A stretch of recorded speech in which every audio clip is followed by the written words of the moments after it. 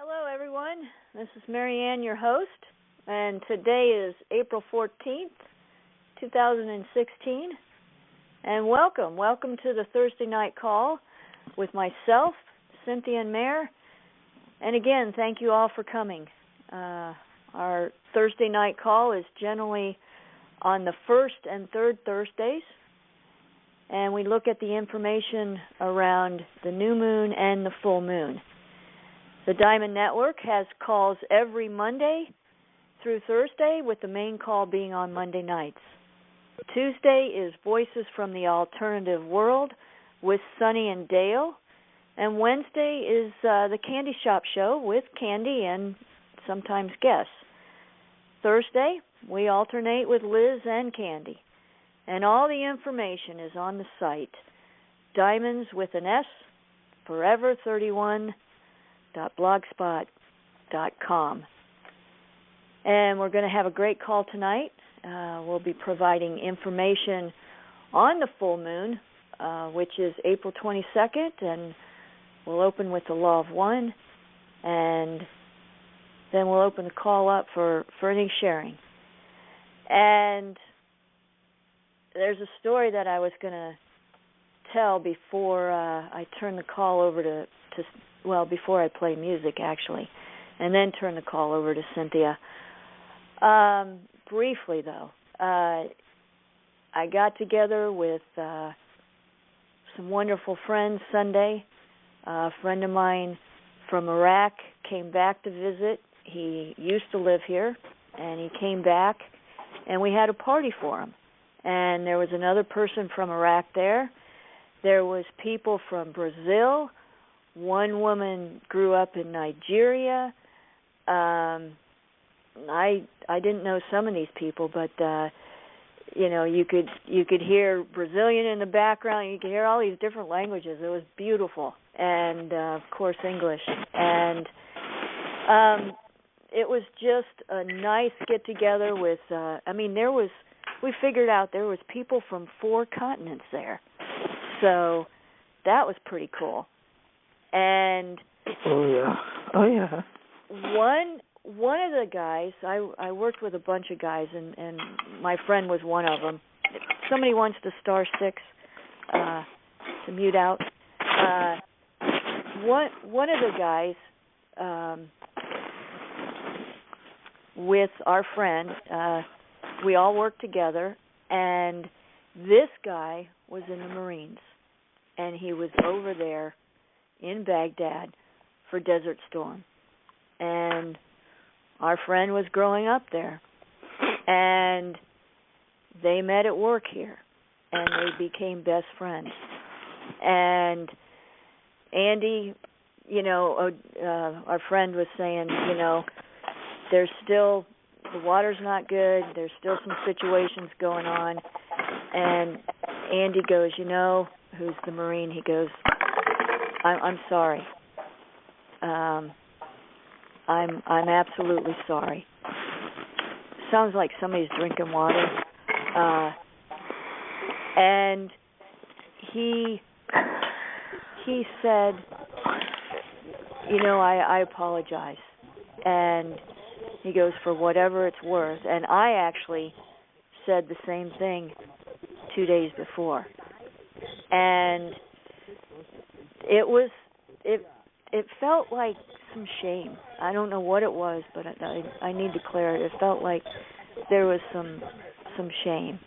And our friend said, you know what, who grew up in Baghdad, said, you know what, we all want happiness, we all want joy, we all want love, and we all want peace. And let's focus on that. And that was the end. He went on to another topic. and pretty interesting and very heartfelt. So he's back, and he's in front of, his job is in front of the camera, and there was a guy from Iraq. His job is behind the cameras. So I send blessings to my friends. Anyways, thank you for listening, and I'm going to play some music, and this music is inner guidance, which never hurts, right?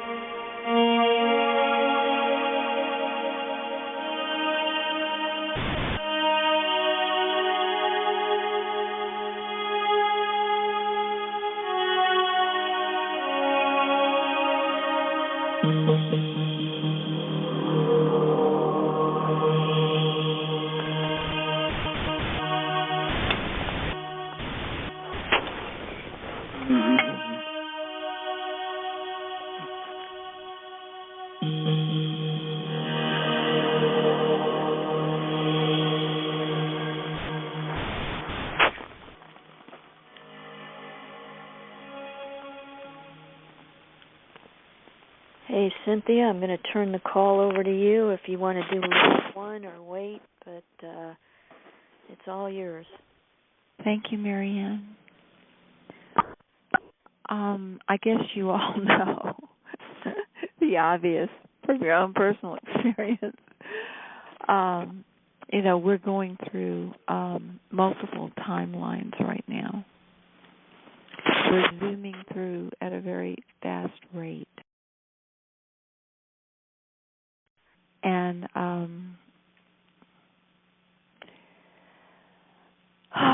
we're protected. We're protected. We're going to go into the next full moon tonight. We're going to be, as far as I can tell, looking at the astrology, which I strongly respect. It's the oldest science on the planet. And everybody who's into magic, whether they're black magic or light magic, or old magic or new magic, whatever, who really knows anything, this is just my opinion, they know that the cycles and rhythms of life are very, very important. And the cycles and rhythms of life can be anything from your biorhythms to the 4 seasons, and to the cycles of the planets and the galaxies. And fortunately, just because of the development of science and telescopes and, spaceships, we've been able to gather a lot of information about our cosmos. And I'm watching an interesting phenomena right now. And the phenomena is this. It's a quote from the Bible, and it says, all things work for good for them who believe. It says, give thanks for all things concerning you. And all things work for good to them that believe. And this is very interesting when you consider astrometaphysics, when you understand the connection between the ancient sciences of things like Ayurveda, the different yogas, astrometaphysics, the teachings, the original teachings of Christ, for example, not the ones that were perverted. Thank God they dug up the Dead Sea Scrolls, you know. But anyway, and as far as I can tell, we are definitely all going into enlightenment. However, as good as that may sound, it's in my viewpoint right now, just from what I'm going through personally and from what I understand, which is extremely limited in the overall scope of things, but seems to be helpful also in the overall scope of things. It's not exactly a piece of cake going into enlightenment, because what it basically means is that whatever is false reveals itself and we let it go. Like yesterday's banquet, or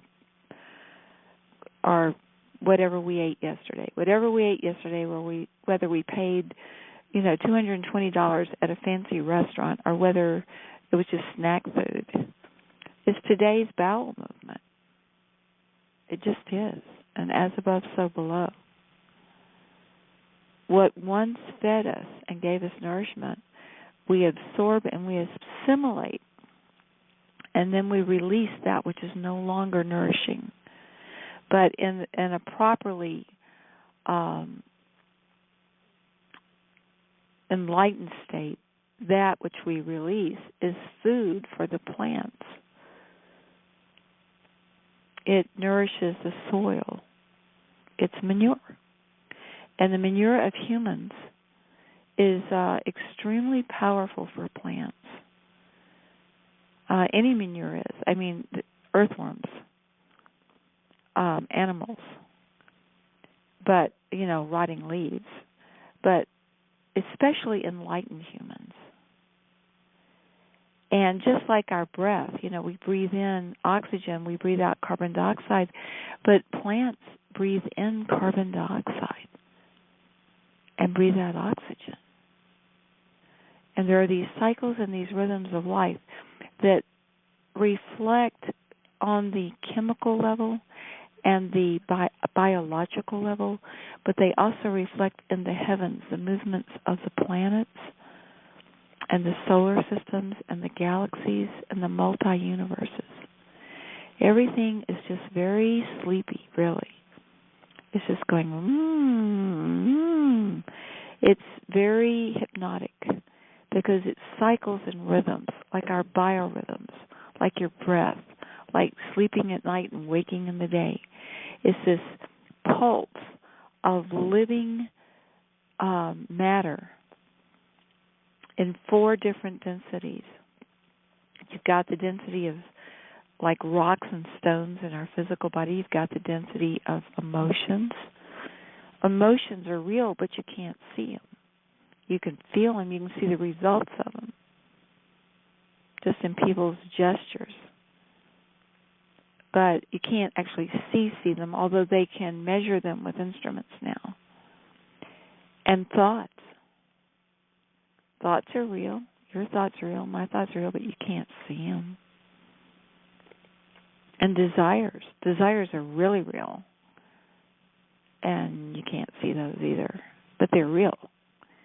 And we have absolutely 4 brainwave states. I'm recapitulating here for new listeners. To deal with all those 4 levels. We have a brainwave state for desires. We have a brainwave state for thoughts. We have a brainwave state for emotions. And we have a brainwave state for sensations. They're called Delta, Theta, Alpha, and Beta.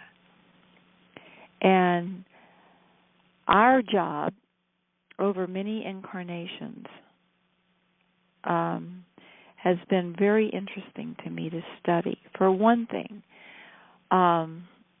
this is going to sound ridiculous, but it means something to me, and that is my grandfather on my mother's side was an incredible breeder of animals. He graduated at the top of his class at the University of Georgia in agriculture and all that stuff, and his understanding of genetics, how to breed animals to get the very, very best results, was phenomenal. And he said he would never have a pure breed dog, ever. He had 700 acres in middle Georgia. But he would not have a pure breed dog because the ones that were mutts were much smarter. They didn't get sick as often, blah, blah, blah, blah, blah, because of the vast genetic material that could be selected by the genome. And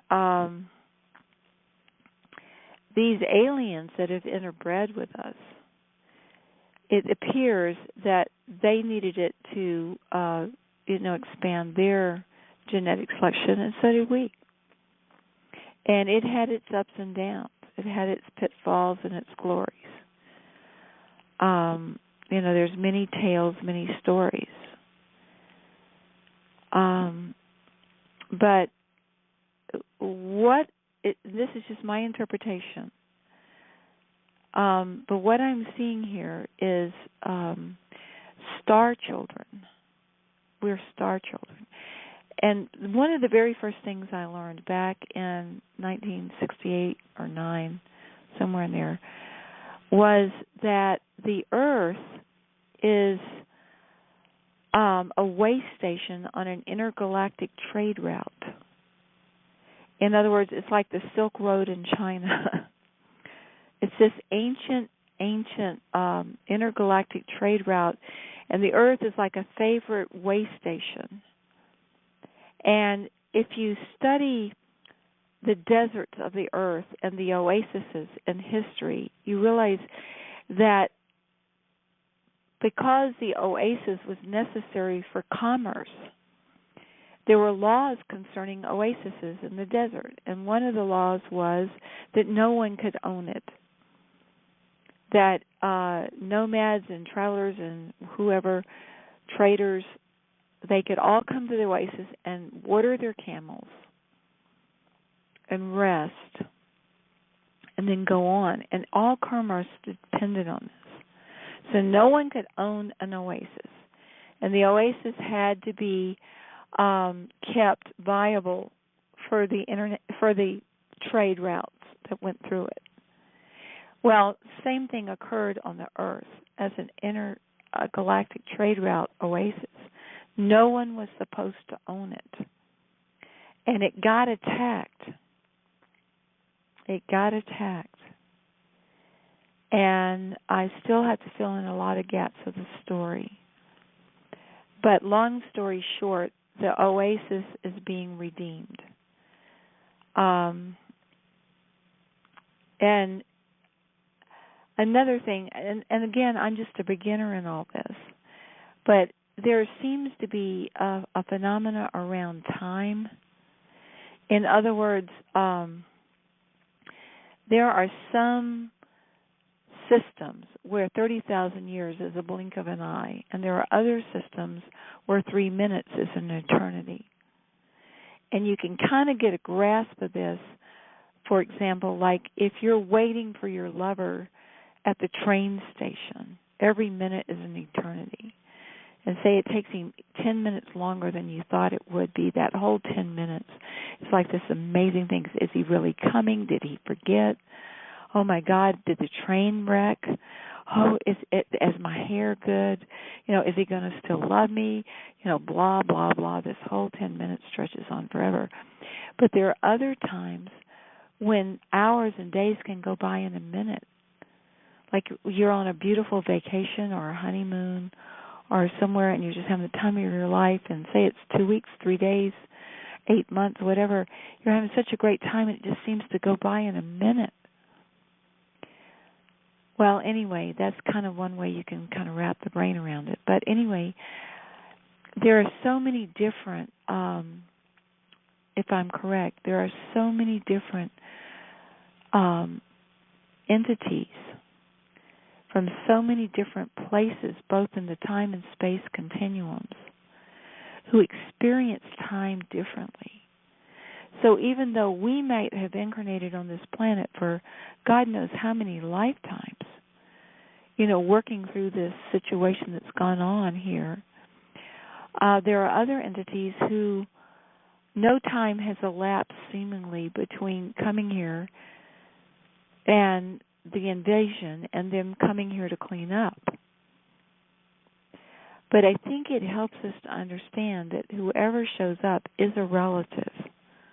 Because and this is just my interpretation, I'm just, I could be wrong, but I think we're mongrels, which is the best genetic thing you can have, according to my grandfather, is mongrels, because you have a wide range of genetic material to select from. So what happens in utero and, with conception is the very strongest genes from all these sources are chosen, and you get superior animals, you get superior plants, you get superior human bodies. So even though it's been a hard row to hoe in many ways, having all these different ancestors from different places, because we incarnated on a oasis on an intergalactic trade route where people come here and they mate. I mean, even in the Bible it says, sons of God came and, mated with the daughters of men. I mean, it's veiled. It's been translated through so many different languages, but they're finding all these skulls and these, skeletons and all these writings. All this stuff's coming out all the time. Giants and little people and this and that and the other. And like I said, it may be difficult to encompass all these genetic codes from all these disparate realities. But those of us who have chosen to incarnate here are capable of doing it, or we wouldn't have chosen to do it. Those of us who incarnated here, as weak as we might feel and as incapable as we might feel, nonetheless, we would have not been allowed to come down here if we couldn't deal with it. And I think tonight what I want to hopefully show in what's happening astrologically is that it's time for us to shed all limiting self-identities. Because you might be a girl this lifetime, but you might have been a boy another one, or hermaphrodite, or in the future. And you might be of the white race this lifetime, but you could have been the yellow, the red, or the black and others. You might be rich this lifetime, but in another lifetime you might have been very, very poor and very happy, I might add. And going back further, you might have been on other worlds, in other dimensions, in other forms. And all these things are cellular memory, and they can be activated. And that's why the law of one is so important, especially among those of us, because I think we're acting like an immune system in the intergalactic body, an adaptogen. In other words, whatever's going on, we adapt to it and we transmute it and transform it into the highest good of all concern. That's what an immune system does. I think we are healers. We're healers. We're transformers. We're magicians. We're the sons and daughters of God. And we're diamonds. not soft crystals that you can shatter with a hammer, or if you put it in hot water and cold water too fast will crack. Diamonds. I'm talking diamonds. That's why this show is called The Diamonds. But I'll tell you what, if you study what diamonds are, just from a chemical point of view and a biological point of view, diamonds are coal. Like that black stuff that you burn, that's soft, that's what they are. They're carbon. But they've been under pressure for billions of years, and they've turned into the most beautiful stones, and there's nothing harder than a diamond. The only thing that can cut a diamond is another diamond. And so we don't want to cut each other. We don't want to cut anything unless that cut is the highest good of all concerned. So looking at the full moon chart, which is going to be April 22nd, which is a week from tomorrow, I am finding some very, very, very interesting markers. Now, the midheaven, which is the impact on the whole world, believe it or not, is health. And today I watched a video showing that the Pacific Ocean is dying and that 50 million people in Japan are radioactive from the Fukushima thing. If that's true, and this midheaven thing on health is true, we're going to be seeing some miraculous healing. I noticed that for the full moon chart, the moon conjunct the sun is at the place of self-preservation, while the sun is at the place of plant mysticism.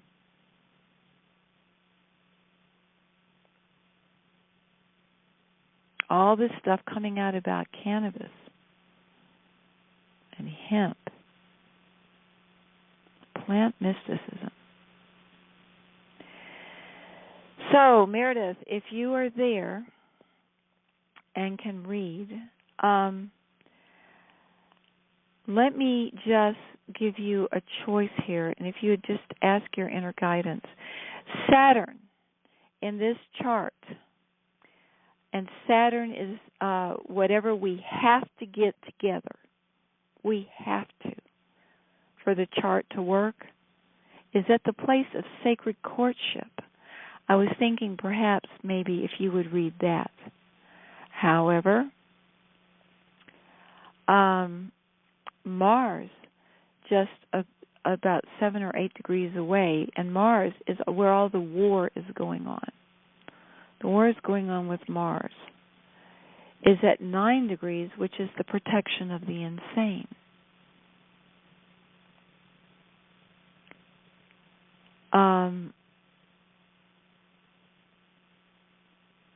And the midheaven is health, and the nadar is healing through water and naturopathy. Mira, what do you feel to do? Now, wait a minute.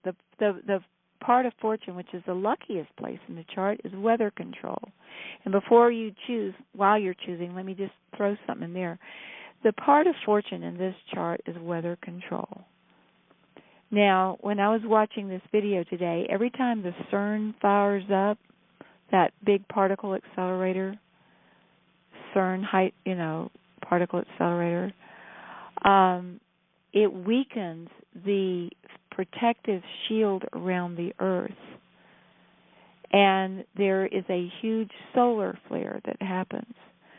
So there's something, it appears to be, according to what I'm seeing, some connection between them firing up CERN and the weakening of the shield around the Earth and the sun sending these huge particles this way. Now remember, I started the call by saying all things work for good. Give thanks for all things, for that's my will concerning you. These are quotes from the Bible. All things work for good to him who believes. And everybody knows about the power of belief. So you might want to read Weather Control. But 16 Sag, Sacred Courtship, 10 Cancer, Weather Control, Mars, Protection for the Insane. What would you like to read? Self-Preservation, the Moon conjunct Earth. Where are you with this, Mir? I hit *6. Hey, Cynthia? Yeah. Before Mayor comes on, yeah, I got a question. Yeah. About CERN. Okay. So, do you think, if all things work for good, and it's, what is it, breaking down the atmosphere? Did you say? Or okay. Here's my take on it. Well, and wait a minute. Wait. Before. Yeah, go ahead. Will that trigger the event? Yeah, in a way. But here's my take on it. I'm so glad you asked this. Help trigger it. Years ago, back in the late 60s, a book was smuggled to me. And I've never been able to find it since. But it had been translated from German to English in Mexico by someone who couldn't speak English. They did it through a dictionary. And it had numbers of chapters that were very, very interesting, which have since proven true. But one of the chapters was the fact that during World War II in Germany, they knew we were going to enter the photon belt some years later, and they were working with, occult things and ETs and these things that we're just now learning about. And they had a lead-encased room where they recreated the photon belt. Now, when I Googled photon belt, the description I got was excited electron matter, whatever that means, okay?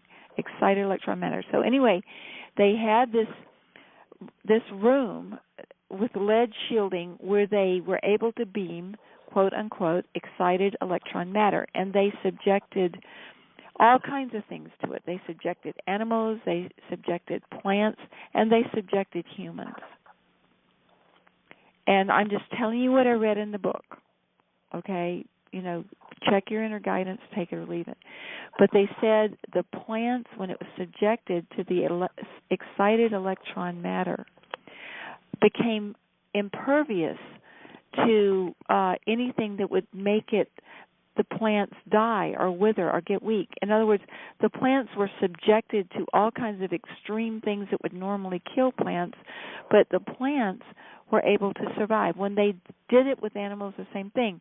When they did it with the humans, not only were the humans able to survive, the humans took in the radiation of this excited electron matter and were able to use it as nutrients and became very telepathic, and these humans were able to read the minds of the scientists behind these lead glass screens and actually influence the minds of the scientists. They became very telepathic. Their spiritual powers were enlightened.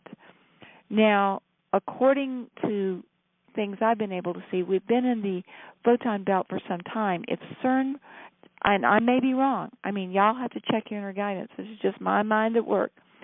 If CERN is weakening the shields around the Earth that protect us from photonic matter from the sun, like Keshi is talking about the photons from the sun and the photons from the human heart and the photons in his machine.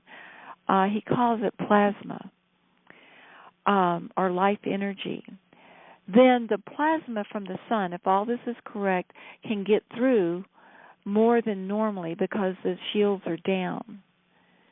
And if what I read is true in this book, then far from cooking our goose and we're dead meat, it's going to enliven our ascension process to where we are gods and goddesses. And there is a place in the Bible where it says, "Know ye not that ye are gods? Know ye not that ye are gods?" And Christ says, "All that I do, ye shall do and more." And what have they been trying to teach us? all these other things about who we are. Sex objects, CEOs, super soldiers. But again, know ye not that ye are gods? And is that what ascension is about? That we finally reclaim our true identity? And then what are we going to do as gods? Well, I think what we're going to do is what Christ did and more. Exactly. Heal the sick, raise the dead. Multiply the loaves and the fishes. Rejoice when the lost sheep is found. But Mayor, I don't know if you discuss, what you're going to read next, but go ahead and let us read. Did that answer your question, Marianne? Before she gets on? What? Did that answer the question? Yes, thank you. And there was some point that CERN was taken over and used for good now. Is that? I've heard that, but there's so much out there. There's such a battle over our minds and the information, even on the internet, that everything, Can't. If you gotta what go I in. suggest with me or anyone else or whatever you read, ask for clear inner guidance. If your guidance is muddled, which most of us have, muddled guidance, heaven knows we have every reason to have muddled guidance. When you go within, put out the strong intent that you have clear inner guidance with no possibility of mistake. Okay. Absolutely. Thank you. Yeah. Okay, Mayor, if you could take over I'm here. Okay. Yep, I would like to read. You said that the angels Messa, 16 degrees Sagittarius, the angels of sacred courtship. Yeah, what is that's that? That's Saturn, girl. That's our Saturn. I believe so. My thing just fell down. Let me find it. Okay, here it is. Let me make sure. I want to be correct. Yes, Saturn has retrograded to 16 degrees Sag, the angels of sacred courtship. I'd like to read them. Go for it. All right. Messa, the angels of sacred courtship, and we're asking the angels Messa to be with us all this evening. Beloved, we are originators of customs and rites of people all over the world, especially concerning wooing, lovemaking, and marriage. We allow you to behold customs and rites that have been in use from the prime origin to the present day, as well as those we are bringing for use in the future. Sacred courtship is entered through the virtues of Messa. From the beginning of time, we have inspired people according to their degree of evolution with rites and customs that connect their spirits and souls with each other and with the One. Though we are primarily concerned with courtship and marriage for the purpose of wisdom, we inspire, through the virtues of our name, rituals that connect any person or persons with one another. Ecstasy is the bliss of reunion. On an instinctive, intuitive level, each of the many remember the infant state of being the one. Sacred courtship is a path to enlightenment and the creation of heaven on earth. When lovers connect and unite on all levels, the bliss of their union forms a wave of information that nests in the larger wave of cosmic unity. In that way, the two becoming one ride waves of bliss into oneness with all. The process of courtship may be compared to two rivers merging and becoming one on their way to unification with the universal ocean of life. Each drop of water in a river is like a single feeling that joins with many other droplets or feelings to express a person's soul. When two rivers or souls merge, all the individual feelings that make up each person's soul are alchemically transformed through the combining love of the two people. This non-judgmental love generates enough magnetism to birth and sustain the mutually desired outcome of unity. If the magnetic field of unconditional love is powerful enough to withstand all deterrents, A courtship continues to move along, gathering strength and clarity. The transformational power of unconditional love maintains the momentum, keeps the change process healthy, and allows healing to occur on all levels. Communication coexists in the outer and inner worlds, and these worlds are interdependent. They are continually initiated by masculine electrical will and thought, and attracted into physical expression through feminine magnetic emotions and senses. Male and female polarities exist within each person, for each is a microcosm of the macrocosm, made in the image of deity. The healing and redemption of the feminine, the soul, feelings, and body, goes hand in hand with the healing and redemption of the masculine, which is the spirit, will, and mind. The foundational remembrance of union with all life is the strength of the body's immune system. It is also the software encouraging the broken heart and spirit to heal. Therefore, all created life is in love with Source and seeks the experience of courtship and unity. In the Alpha and the Omega, the time of heaven on earth, sacred courtship with a beloved partner as a path to unity with all is part of the plan for the highest good.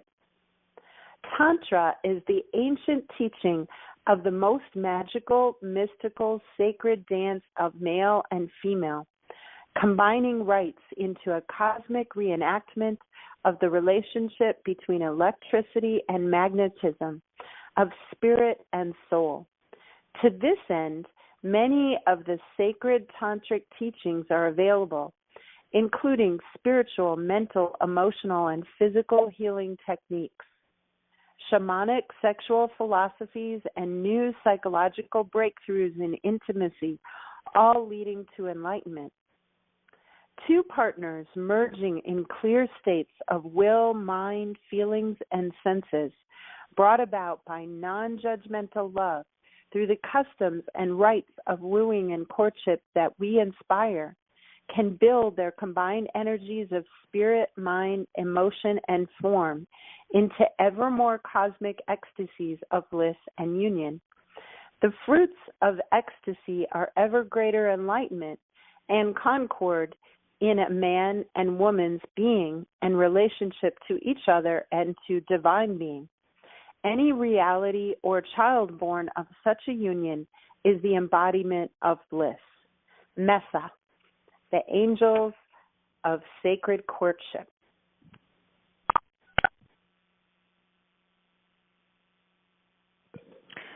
You know what? That is beautiful.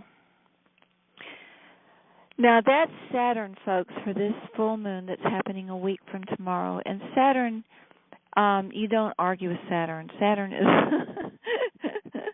is like the code enforcement. It's saying, you know, these are the rules, and this is what you got to do. And what Saturn is saying right now is we got to get our courtship together. And to me, in my mind, that requires that the divine masculine, those of us who've manifested in masculine bodies, be totally enlightened and totally, you know, completely aware of all seven chakras, and the divine feminine, totally enlightened and totally aware of all seven chakras. And we're going to talk on that Monday night. Me and Mary and Marianne are going to talk solely on that Monday night because Chris won't be here. And then the next Monday night after that, and this is going to be funny, but actually it's very deep, is the divine purpose of hair and clothing. So that's upcoming attractions. But, Mare, thank you for doing Saturn. Marianne, should we read Mars, the protection for the insane? Should we read weather control? Should we read plant mysticism? Oh, here's Venus, intercession, Oromonus. Here is the North Node. Now, the North Node's very interesting. It's in the 8th house of the 10 magical powers, and it's conjunct Hygeia within about 9 seconds or 9 minutes. The North Node is 19 degrees and 39 minutes Virgo, and Hygeia is 19 degrees and 48 minutes Virgo, in the 8th house of the 10 magical powers. And believe it or not, it's at the place of water travel. And I think that's extremely interesting because water equates to the astral plane. And we could be seeing amazing changes in our emotions, as well as referring to actual water travel. Things that travel in the water. So, Marianne, you call the shots on this one, girl, if you don't mind. Venus sounds great right now, and the North Node in a bit. So. Okay. And Venus is, what is it, 21 Aries? 21 Aries. Okay. Let me read this. Hey, and I'm glad you chose that because Uranus is 22 Aries. Yes. So Uranus is very powerful, and it's a place of sudden, unexpected changes for the better. Mm-hmm. Within 1 degree, hello, of Venus, which you're reading right now. And they're both very powerful. Yeah, and they're in the 3rd house, which is the house of communication. Oh, my gosh. I know it. I know it. Okay, and they both deal with communication. 21 degrees Aries, which is where Venus is right now. Oromonas, the angels of angelic intercession, and where Uranus is 22 degrees Aries, Bacaro, the angels of victorious command. So very, very powerful in the place of... That's slightly an understatement, yes. Okay. We will read Venus and 21 degrees Aries, Oromonas, the angels of angelic intercession. Beloved, we teach from the virtues of the letters of our name how to understand, call forth, and work with all angels, heavenly hosts, and powers in the zone surrounding Earth. Our function is primarily educational rather than accessory, in the sense of acting as liaisons between the heavenly hosts and humans, although we do have the power to bring forth legions of angels. Avatars have said, all that I do, you shall do and more, because they knew that situations come into our lives of each individual person, bringing realization that the key to heaven emerging on the earth rests in their own hands. For this reason, ancient teachings are being made available now, for each of you has the power to change the course of history. One person meditating on the divine virtues and calling forth the help of the heavenly hosts can alter everything for everyone.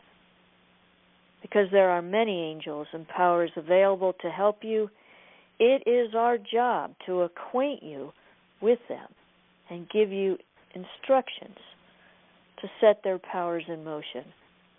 Call on us and meditate on the qualities represented by the letters of our name to see, through meditation, the overall picture of the beings and powers surrounding Earth and how to use them victoriously.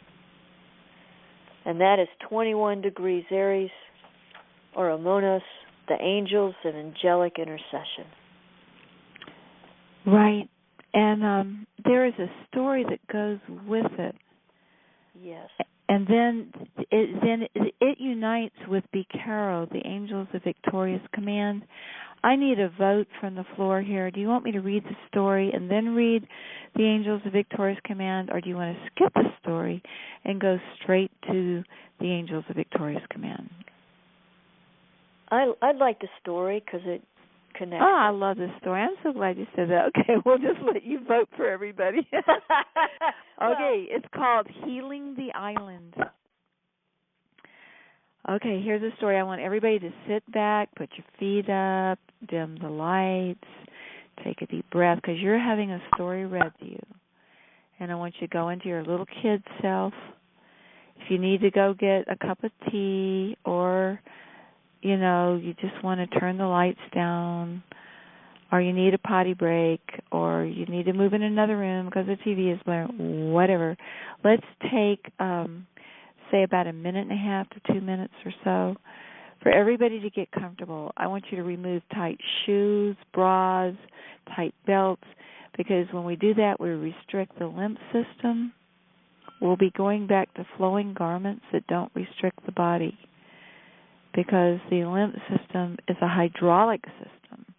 It doesn't have a heart to pump it like the circulatory system. And when you put tight things around the body, no. So the body goes into panic.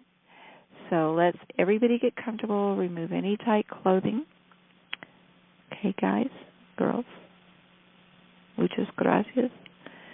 Okay, hopefully everybody's getting back from the kitchen for their cup of tea, and now we're going to start in just a moment here. This is called Healing the Island. The sun was setting as Raphael sat on the large rambling dock overlooking the bay. He watched the waves in their endless motions, hoping they would ease his troubled thoughts and disquieted feelings. Behind him reverberated the noise of busy people in the market, but they were not happy sounds, bespeaking the stress of poverty and suffering, corruption and abuses of power. Fear and desperation permeated the life of most of the islanders. It had been this way for as long as he could remember. The anxious eyes of each person on the street saying it all. His heart bore the heaviness of suffering and pain, which he wanted more than anything to bring to a halt, fervently desiring to restore the islands to their natural charm and beauty and happiness.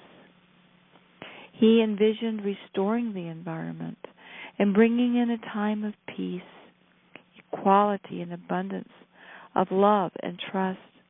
He felt deeply that he had waited long enough, for years, hoping for someone to speak the truth and take action to heal the village.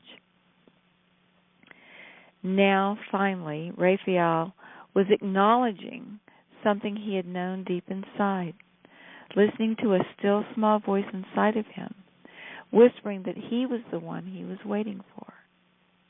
He was the one meant to heal the village. He recalled how his family had lived on the island for many generations.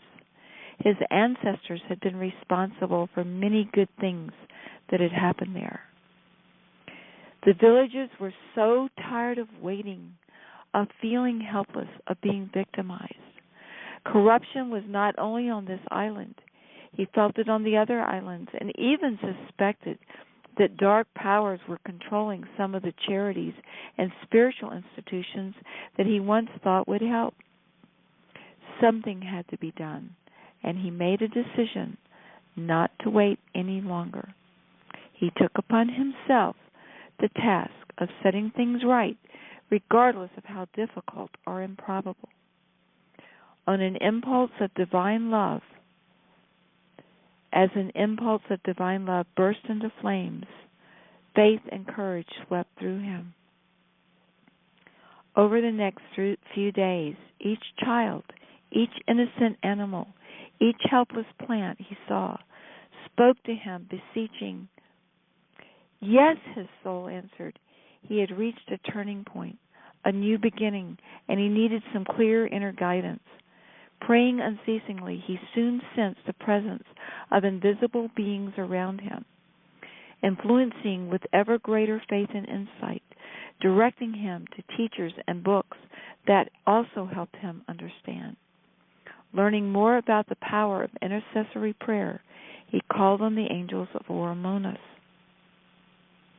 "Dear angels," he whispered, "come, please, help me heal myself, and make a refined atmosphere in my soul, one that flows with divine feelings. I invite you into my consciousness. Look through my eyes, hear through my ears, and tell me what to do." In the silence of his prayer, the angels of Oromonos did indeed come, and that was how it happened that one day Raphael felt himself high above the island, looking at the curvature of earth and space below him. To his left and to his right he saw legions of angels and great beings. He finally understood how they represented the powers of all 360 degrees of the zodiac. The angels of Oromonos whispered into his mind. They whispered into his intuition and imagination that these are the heavenly hosts he had studied who are working to bring heaven to earth, and they want all people to know they are here. With deep flowing emotions of the most ecstatic love, he looked upon earth and saw her, and saw everything upon the planet as it was originally created, completely in perfection and pure and divine mind. He felt imperfections released to be transformed, and he saw justice and harmony returning.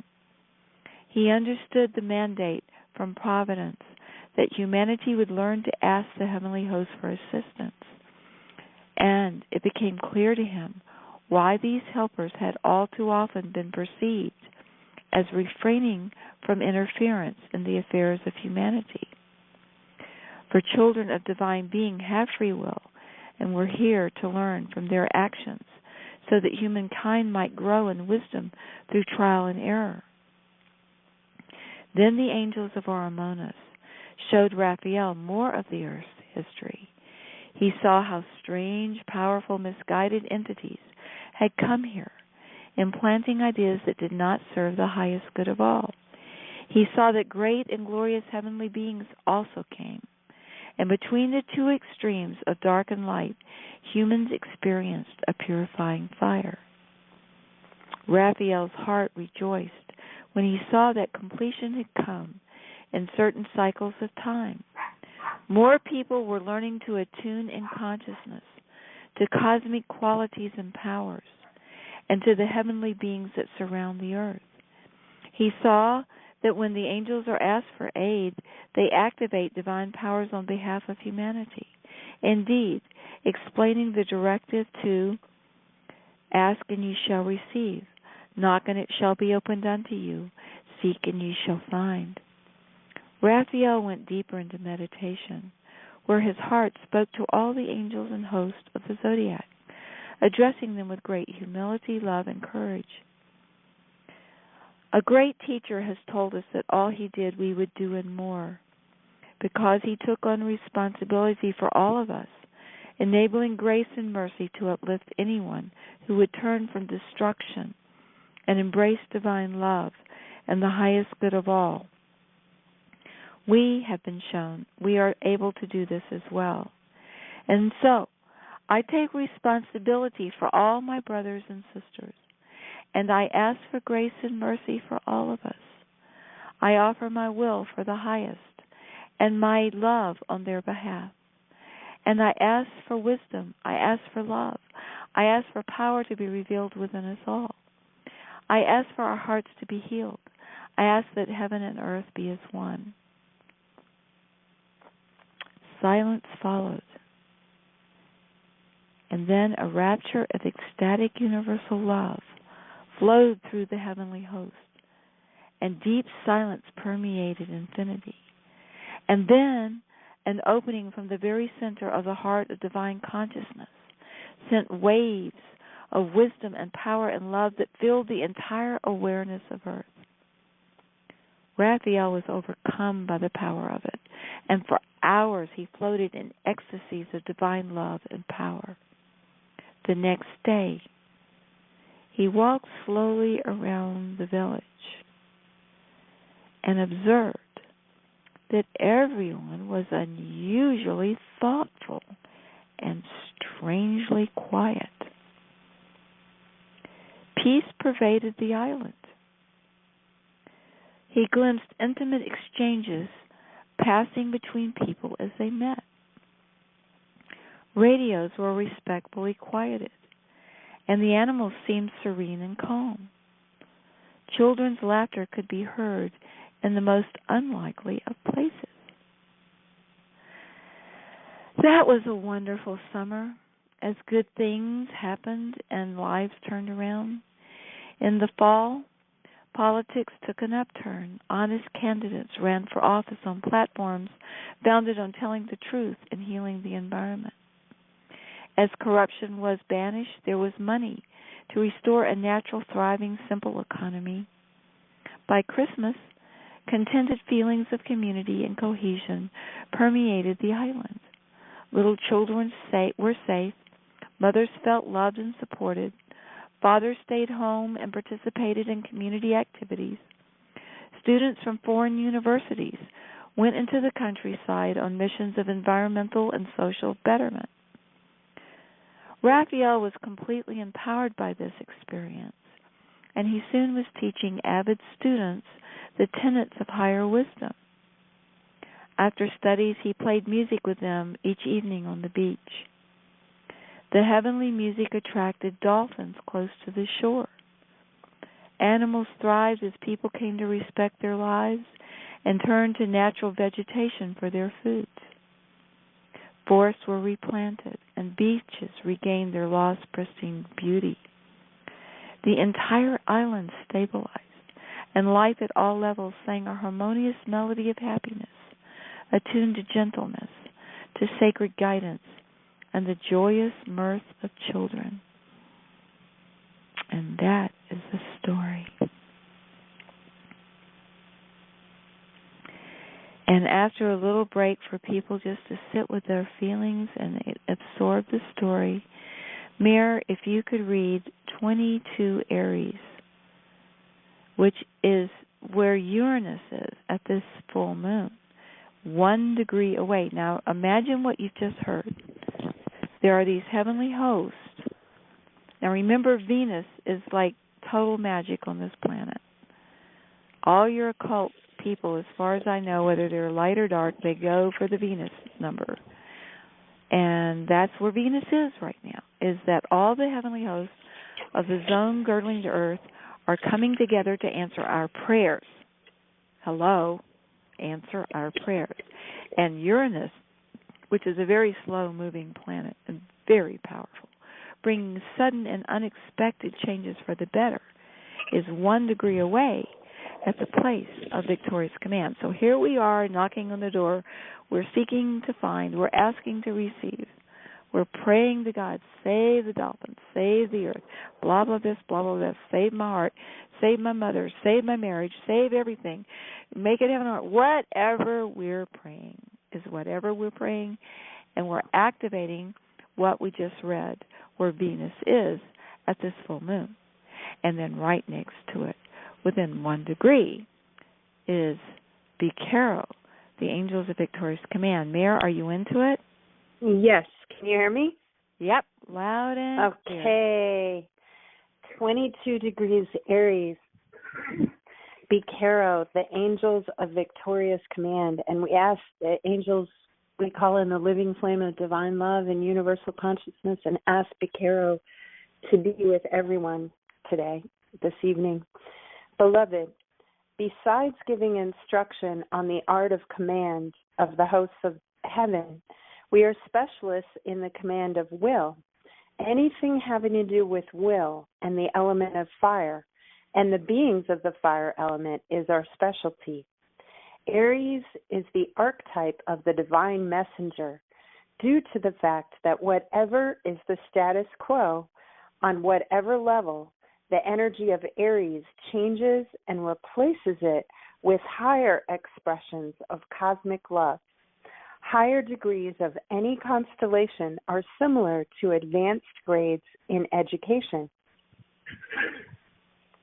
The angels of these advanced degrees of Aries offer knowledge and wisdom of fantastic power for victorious demonstrations of love on earth.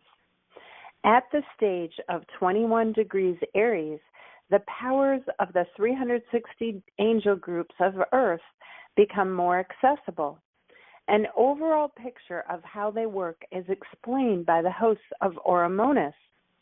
Now, at 22 degrees Aries, the angels of Bacaro, relationships with the 360 groups of angels are deepened to levels of comprehension that are wondrous.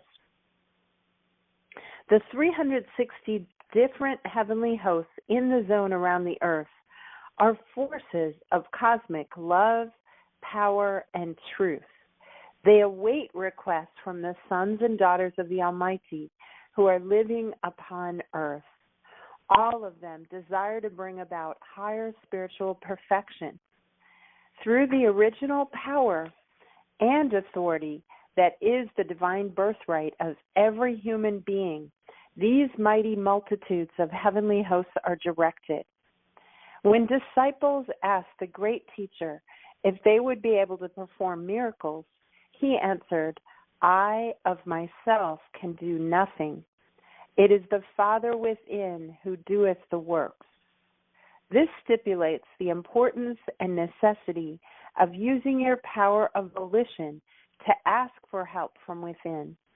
Once you claim and use your power to ask, then according to the law of free will, vast arrays of heavenly hosts can go into action and bring miracles by activating divine qualities. They respond to requests for harmony and justice from any son or daughter of God. To better understand the little picture, it is important to understand the big picture. Start with the unified field of energy. According to this view, all individual expressions of being, will, thought, feeling, and sensation are expressions of this unified field of energy and one intelligence. Imagine the many leaves of one tree. Each leaf is separate and unique, but there is still just one tree. Think of your body made up of countless individual intelligent parts, yet it is one body. The life of each leaf is dependent on the entire tree and vice versa. The life of each part of the human body is dependent on the entire body and vice versa. As it is below, so it is above. The life of each incarnate soul is dependent on the unified field and vice versa. Each has its destiny as the realized and awakened one being. Call upon the one being and the multitude of heavenly hosts for whatever is needed for. Indeed, life is fulfilled through this union. God revealed a sublime truth to the world in singing, "I am made whole by your life. Each soul completes me." The leaves depend on the tree for water and nourishment, and the tree depends on the leaves for photosynthesis. Nerve endings in a finger tell the brain what is soft or what is hard. Sons and daughters of divine being depend on the heavenly hosts and other parts of the unified field for support. So too do the unified field and the heavenly hosts depend on the sons and daughters of divinity for connection to the third dimension of physicality and for guidance and direction of what is needed. As the material dimension is transformed into bliss and perfection, the unified field is nurtured and blessed. We inspire command of polarity, especially of the continuum of separation and unification. All polarities are end poles of one continuum. Hot is one pole of the continuum of temperature, and cold is the other. We inspire experiencing polar ends as equally true and divine. In this way, there is harmony in experiencing self, both as separate and individual expression of divine being, and at the same time experiencing self as completely one with all. By understanding awareness as a continuum of consciousness, unity with divinity and all creation on one end, and individuality and separation on the other, the illusion of duality is resolved. In this state, it is easier to see that what is done to one affects all. It is also easier to see that each person is connected to all, and therefore to all power, wisdom, and love. That is why it was written, "Ask and you shall receive." Comprehension of polarity is the virtue of letter B in our name. This is the virtue of universal life. Polarity is necessary for creation to exist. Remember that all polarities are simply endpoints of a single continuum. Any point on any continuum or any polarity can be transmuted through knowing brought about by love. Following this line of reasoning, it is easier to see why it is important to give clear feedback to the heavenly hosts after they respond to your request for help. It is sometimes not enough just to summon them and make a request. Follow-up may be required. Give feedback in meditation on an ongoing basis. Even though the heavenly hosts are one with all, in their individual aspects, they may not be in physical form at the time. It is helpful to receive feedback from those who are in physical form.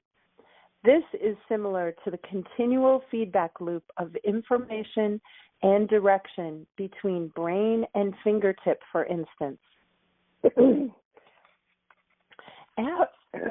After you make a request, stay in gratitude and in communication with them inwardly. Let them know what is happening. If you feel through inner guidance that changes are not occurring strongly, clearly, or quickly enough, let them know and make an additional request to fix this. They will do what Providence allows according to the fates of those involved. Remember the truth of as above, so below. Just as communication is necessary in the physical world, so is communication necessary in the metaphysical world. Feedback, honest and clear, is helpful to the heavenly hosts. Many of them remained in non-material form for the purpose of better helping those who have taken on form. They use this feedback to adjust responses appropriately. If you would not have had satisfactory results from prayers to the host for help in any given situation, think back and remember if you continued your dialogue with them after the initial request. Did you listen for inner guidance as well as make requests? Did you contact them and let them know how you were feeling about the situation after you asked for help? If the situation was still worrisome, were you afraid or ashamed to admit that you were not satisfied with what you did or did not see happening? The heavenly hosts are ancient and they understand feelings. They use this information. In many cases, they depend on you to give them information to adjust their influences, just as surely as a tree depends on its leaves for photosynthesis. Did you inform them of the ongoing status of the situation? If you merely waited passively, perhaps they did not have enough feedback to adjust their activities. This cosmic breakdown in communication happens all too often. On the other hand, are you meditating and going within to listen to inner guidance? They may have important information for you concerning your request. Suppose you ask for a person to be healed when they see that it is the highest good for this person to make the transition to another life. In meditation, your inner guidance will let you know. Then you could ask that assistance be given this person according to the highest good of all, trusting that the absolute will of providence be done. We, angels and heavenly hosts, live in worlds of highly refined, pristine purity. Perceptions at this level are very subtle. The most common kind of cross signals between people and the heavenly hosts is the situation where a human may believe their prayer was not heard, but the angels need to have a stronger impression from the third dimension. What seems like a powerful intervention from the angelic perspective may be scarcely perceptible or not even discernible at all by the time it reaches the coarse physical level where people are looking for results. A person may simply give up, expecting to see prayers answered, and stop trying to contact angelic helpers. Someone may even fall into self-doubt, questioning whether they are good enough to merit attention from angels. In these cases, it seems obvious the prayer was not answered from the perspective of the incarnate human being, whereas from the angel's perspective, we have just made a magnificent, powerful response to prayer. If asked to make a stronger response, we will, as much as providential will allows for the highest good of all. The sons and daughters of divinity are our eyes and ears on earth. Without feedback from people, we have no way of knowing there was a problem or that the intervention needs to be increased considerably to be felt in the physical world. Indeed, feedback may need to be repeated a number of times before the angelic host response is clearly discernible.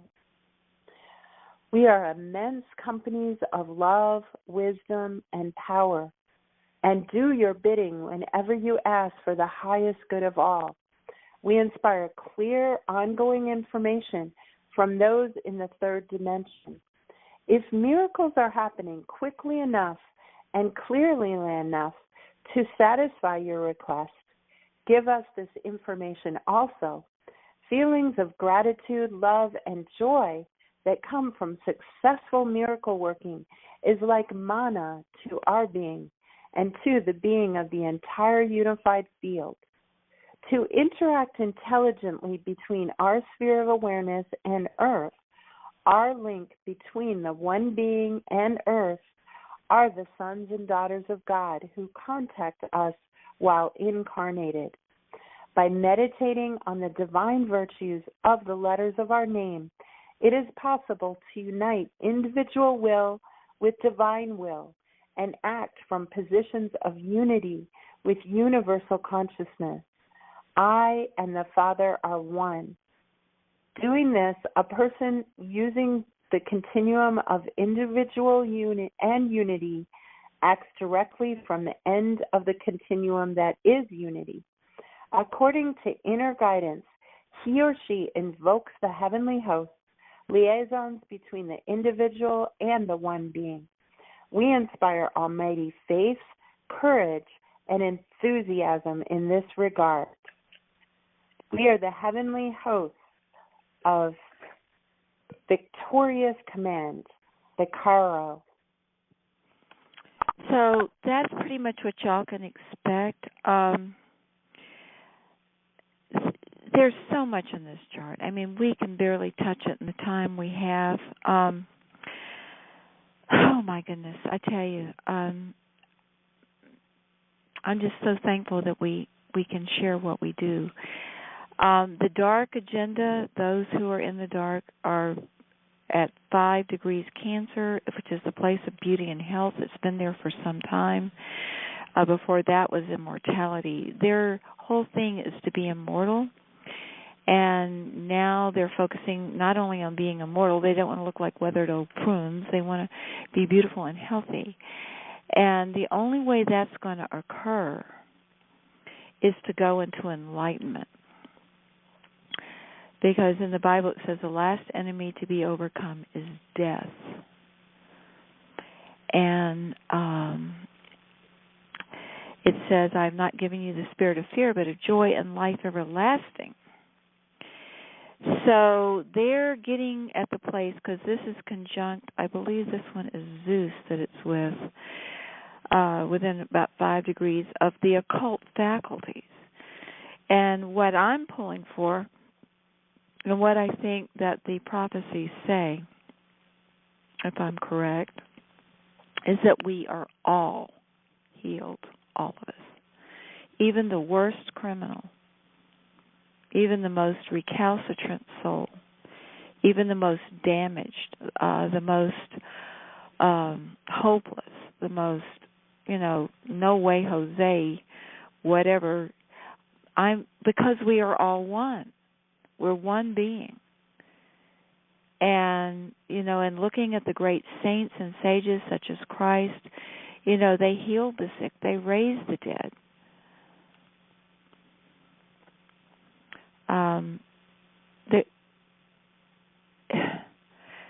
And we're supposed to do all that and then more. So what I'm asking for is for the help of the heavenly host that we just read to use the law of one. And I didn't do the law of one earlier, so I'm going to do it right now. It goes like this.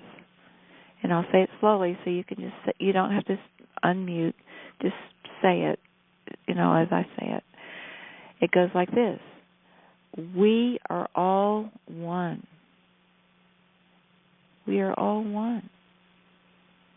Unified field. One tree, many leaves, many roots, many branches, but one tree. When one is harmed, all are harmed. When one is helped, all are helped.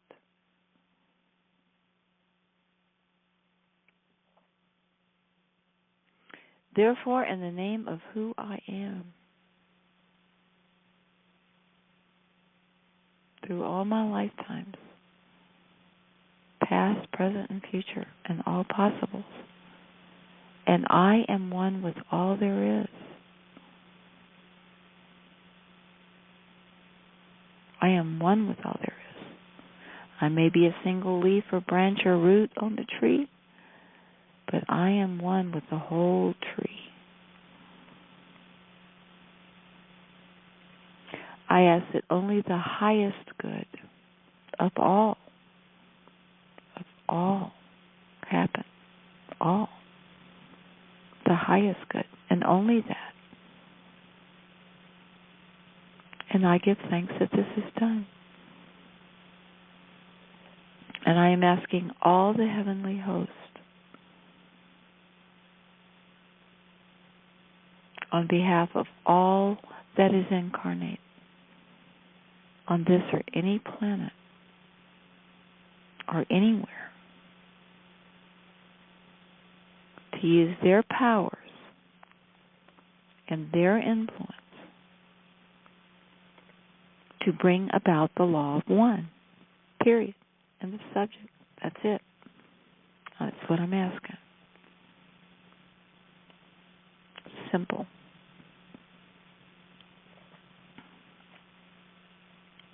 Victorious command. So y'all, we've got about a week leading up to this full moon. And my plea to you as your sister on this planet at this time, whoever it is you think you are, okay, oh, I'm a girl, or I'm a boy, or, I was born rich, or I was born poor, or whatever. Just put it aside for a few minutes and just zoom back up like in a helicopter and look at the bigger picture at all your lifetimes.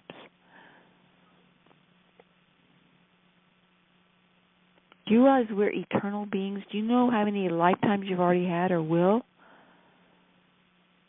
If what I'm saying is true, it's like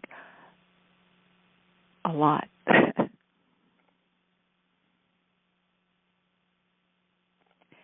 and realize that, yeah, you might have been a fish in this lifetime. Yeah, you may have been a great lord on another planet and another. But beyond all that, and behind all that, and supporting all that, you are one with everything. You're one with the tree, and you can command the tree. Why? Why can you command the tree? Because you are the tree, and you're giving feedback and receiving feedback. It's a dynamic system. And if you're in a human body, you are in the catbird seat. You are controlling the navigation system.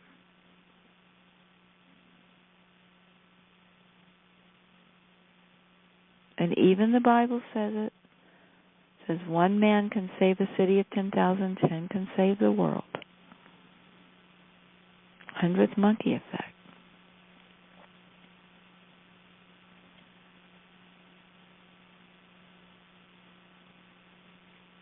And I'm asking you to take command, please. You've got a week to work on this. Would you please take command? You know, yeah, your father died when you were 3, and yeah, you know, you've been a victim your whole life. That's great. You've learned compassion. In other lifetimes, you were probably the big, strong, powerful person. Just for a few minutes, take off your costume, put the script down, remember you are a son or daughter of God, and take command. Do it. No excuses. This is the time. And my suggestion as your dear sister in this lifetime is do the law of one and absolutely demand it. And take no refusal from the heavens. Okay, we still have some time. And I think I want to do weather control because that's the part of fortune. And it just happens to be conjunct the descendant, which is where we connect with others on a very deep level. And all this weather stuff, you know, the HAARP and the chemtrails and all this, that, and the other. And yet in this full moon chart, let me see, I'll read it because unless you want to, Marianne, but let me see, 10 degrees Cancer. Let me turn it over to that place. 10 degrees Cancer. This is the luckiest place in our chart for this full moon. It's right next to the heavenly host of occult faculties. For example, I just told you that occult faculties is where I think it is Zeus is at in the astrological chart, which is close to where the dark agenda is wanting beauty and health. So this is all kind of merging together. And I think a lot of what they're doing with the CERN, and this is just my take on it, okay, humbly offered, with the CERN and all this stuff is weather control. And remember how we said at the beginning of the talk that all things work for good. Give thanks for all things. Right?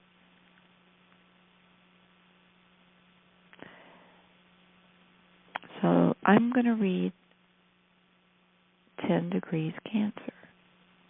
The angels of weather control.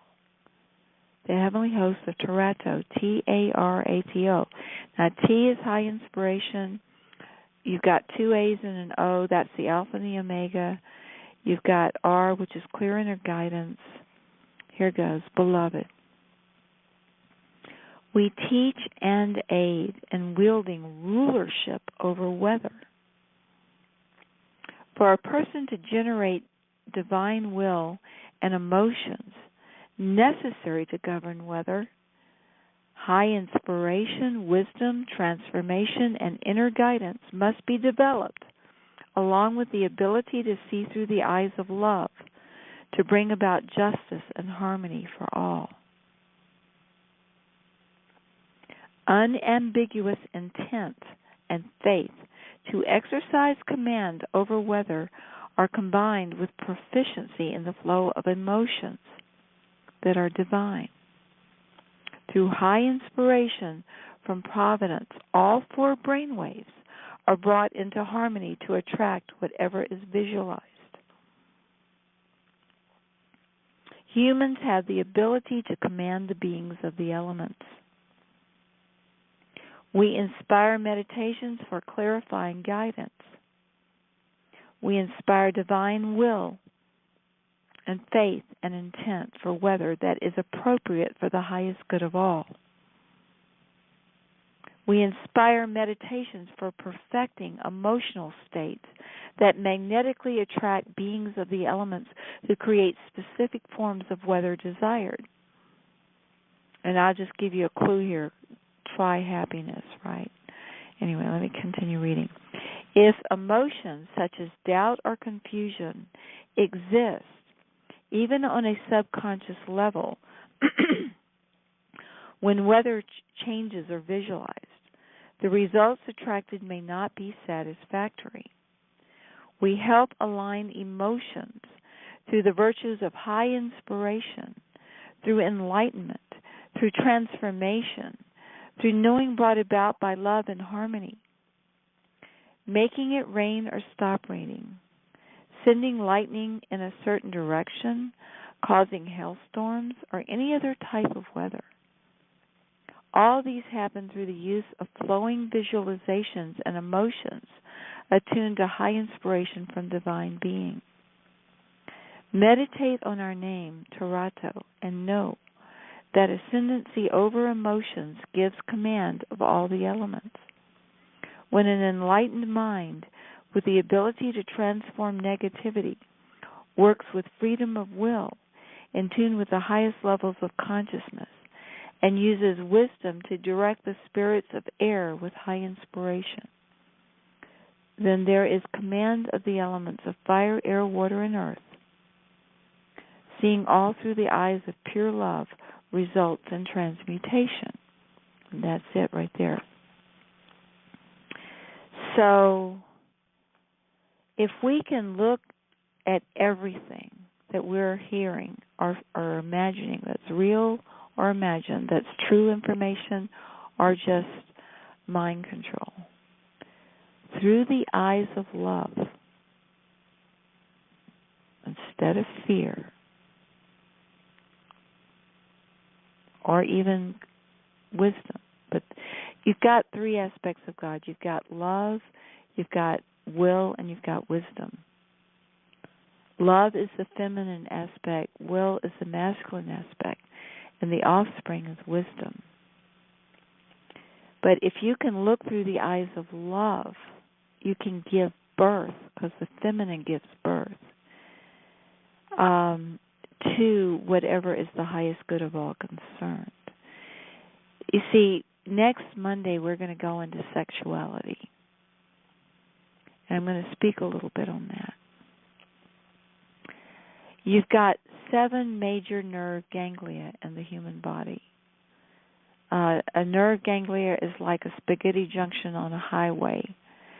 It's where a lot of nerves come together, and there are glands located there. And these glands are pharmaceutical manufacturing plants. Your glands produce chemicals that alter your consciousness. And there's 7 major manufacturing plants in a human body that produce consciousness-altering chemicals that get dumped into the bloodstream when these centers are activated. And they're all designed to work together. There's 7 of them. Okay? And they correspond to the 7 colors of the rainbow. Red, orange, yellow, blue. Red, orange, yellow, green, blue, indigo, and violet. And they also correspond to the 7 musical notes. Okay? And if a person goes into enlightenment on their own, outside of a sacred courtship relationship, That is known in the ancient literature as the path of the Viragi. I don't know if I'm pronouncing it right because I've only read it. I haven't heard it. And that's where you just go into enlightenment like a monk or a nun or a wanderer of the forest or the desert. So he just goes into rapture and ecstasy and, goes into enlightenment. And it's equivalent in electricity to a direct current, DC. You have AC and DC. But with a direct current, you can't cover much distance. You have to have an alternating current to send it across wires, across distance. And that's when you get into sacred courtship. So let's look at what we just said, because this is a preview of Monday night. You can go into enlightenment just by yourself. You do not need to have a mate to go into enlightenment. You can go into enlightenment by yourself. And it's known as the path of the Viragi in the literature, the ancient literature. Or you can go into enlightenment with a mate. If you go into enlightenment with a mate, it has a huge impact on the community. Both of them actually do. If there's this wandering rishi in the woods or living in a cave up in the Himalayas, they have a huge impact on the divine being. But if you were to meet an enlightened pair, Rama and Sita, Jesus and Mary, according to the new scriptures that was found and unearthed, you create an alternating current that's just amazing. What happens? It's like a scalar wave that's much more powerful. And back to what we were saying, there's 7 chakras, 1, 2, 3, 4, 5, 6, 7, but they alternate in a female human body and a masculine human body. They alternate. Alternating current. The first chakra at the base of the spine in a male is electric. In a woman, it's magnetic. Come up to the second chakra up from the bottom. In a woman, it's electric. In a man, it's magnetic. Come up to the third chakra. In a man, it's electric. In the woman, magnetic. Come up to the fourth chakra. In a woman, it's electric. In the man, it's magnetic. Come up to the fifth chakra. In a man, it's electric. In a woman, it's magnetic. Come up to the sixth chakra, the third eye. In a woman, it's electric. In a man, it's magnetic. Come up to the seventh chakra, the crown. In a man, it's electric. In a woman, it's magnetic. They alternate. And for sacred courtship to exist, all 7 must function.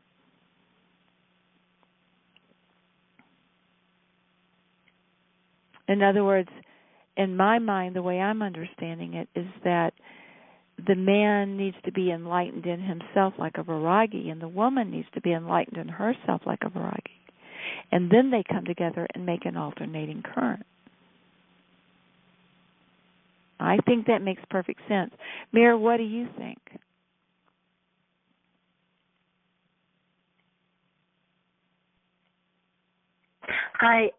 Yes, I think that makes a lot of sense, that because when we were reading about that sacred courtship, I think each person needs to do that divine marriage within themselves. Yep. The inner and the outer. So if they're a male, they have an inner female. And if they're a female, they have an inner male, which would be their will and their, those parts of them that are electric. And I think as we do that, and as we learn to love ourselves and know what makes us happy, and then if we come together with a divine partner, I think then we can experience that alternating current and that enlightenment together and right. Share that. Yeah, and we're not really looking for the other one to fulfill us, but rather we're wanting to give love and receive love. but that we already are enlightened and fulfilled within ourselves. Yeah. Yeah. That was great. We need to get that one in writing. Boy, that was beautiful. Man, I'm telling you, girl, when you rock, you roll. Wow. Hallelujah. Okay, Marianne, please, what do you feel? I mean, we basically, what you both said, I truly believe, and it comes down to being complete within yourself, and then you want to share yourself, mm-hmm. and a mate comes, and then you share your energy together, and it goes throughout the world mm-hmm. and the universe. Mm-hmm. So, the love together goes so far, mm-hmm. more than you can even imagine. Mm-hmm. Wow, that's amazing. Does anybody else? Can y'all open up and? Yeah, let me open them up just a minute. Yeah, let's share. We have some time to share.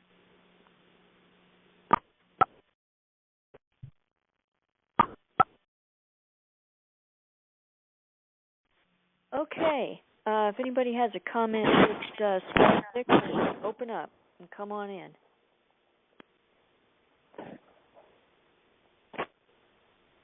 Hey, I can share a little something. Yeah. Been through this experience. I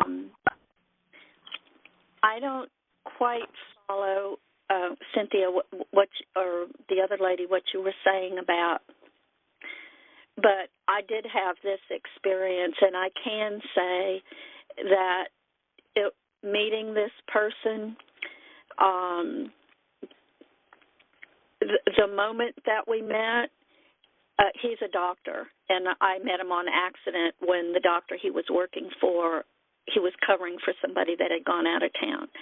And so there was an office full of patients and office workers and stuff. And the moment he and I met, people that were sitting waiting to see the doctor, everybody, I mean, I could see all of the energy. I mean, it was like a freaking 4th of July light show. Even people who were not, aware on that level, they were aware on a feeling level. And literally, I mean, it's the images emblazoned in my mind of all these, old people waiting for the doctor, for the chiropractor. And their mouths were hanging open, and including the staff. And I went in to his office and came out 5 hours later. What? Yeah. And, literally time. What? 5 hours? Yeah. Are you kidding? Literally time stopped. And that is amazing. Honey, if I wrote the book, it would have to be, it's a classic tragedy, because what ended up happening was, I never understood, why the people that broke us up, how evil could, break us up. I mean, I didn't even know anything about what you're talking about. I didn't even think that anything like that was possible. It was totally outside the realm of my imagination or experience. And what ended up happening was I have been dogged and have had people from the cabal trying to kill me my whole life. I mean, from the beginning. And was married to somebody who was part Rothschild and part Bourbon, kings of France and Spain, and, so very, the cabal.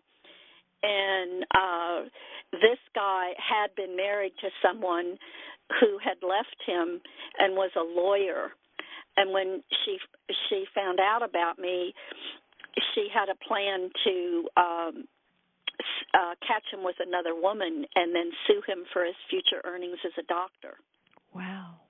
And And when he told me about her telling him that she was going to send him the divorce papers, and he told me he hadn't received them, I said, well, I've been a counselor for too long to fall for that one. Yeah. Till I get the see it and have it and to touch it in my hot little hands. We're not going there. However, so we waited. And so what ended up happening was that night, as soon as I was awake and aware for 3 days straight. And through that whole 3 days, I was bilocating. I was with him the whole time. For almost a year, it was a constant flood and flow of visuals of us in past lives, him dying in my arms, my dying in his arms, different cultures, different this, different. I mean, it was like our entire existence through all time. It was, like playing like a movie screen before my eyes constantly. And over that year, she became crazy because she couldn't catch him with another woman, because once he fell in love with me, he quit seeing other women. Wow. She was furious, not because I was having an affair with him, but because I wasn't. Wow. And she started threatening to kill me. Mm.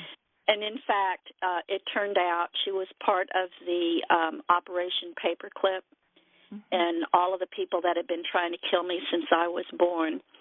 And they did. They murdered my dog. They sent somebody with a gun to my house, waving it in my face, telling me I was next, and laughing about killing my dog.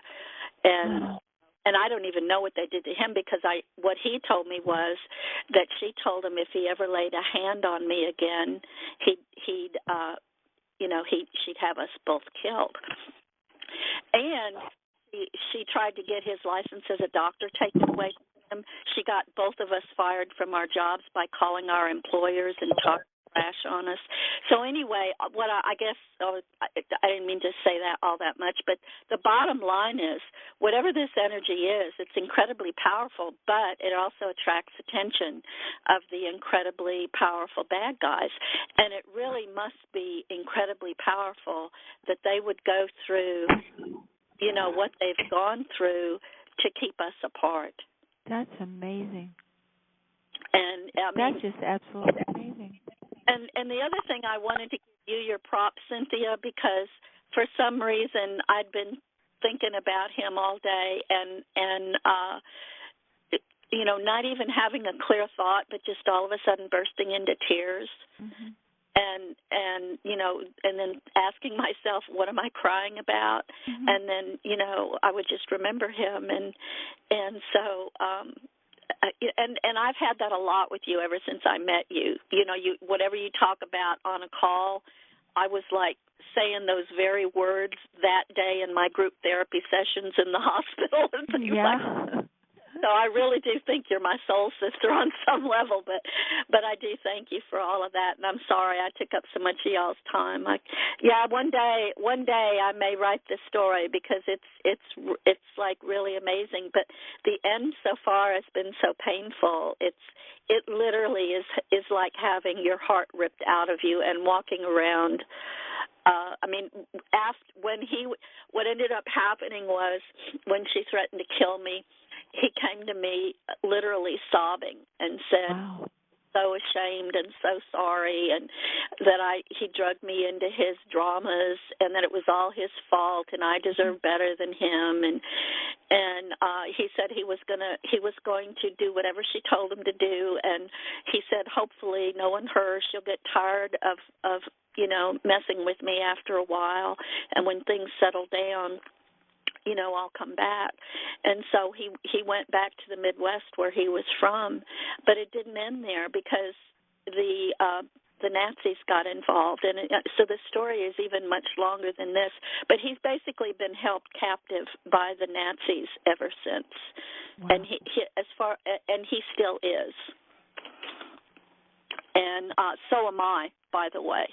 Because I literally live in a neighborhood that was built by and for paperclip Nazis.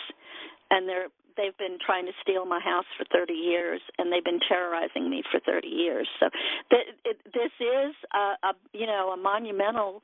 This whole thing is it is real. It's not just something that you might read in a romance novel. And what really got me from the get-go was how people who had no awareness whatsoever, they maybe didn't see all the auras and the energy and all of that, but literally their mouths were hanging open. And even the office workers, his secretary was like rooting for us the whole time, and she'd shake her head and say, I don't understand this, but it's the most beautiful feeling every time you walk in the door. You too, there's something about you too. Wow. So it's just sad that somebody told me this who was very, very powerful in the world. In fact, he was the man who brokered the when Czechoslovakia was breaking up and there was civil war. He was the one that prevented civil war in Czechoslovakia. Wow. He was a friend of Václav Havel's at that time. And he told me that in this world, love has very little power. And, he was teared up when he said it. But obviously the love that you felt was so powerful that they went all out to prevent it. Well, but I think that's what John was referring to, because it's like, the more light, the more dark you attract, because they don't want it. They can't handle it. Well, the beauty of this full moon, just to wrap up, is Saturn is at the place of sacred courtship. Saturn. And Saturn, everybody respects Saturn. Mars is at the place, they respect Saturn and Mars. Those are called the great malefics. And you don't mess with them. And Mars is at the place of protection for the insane, and we are all there. And then Saturn's at the place of sacred courtship.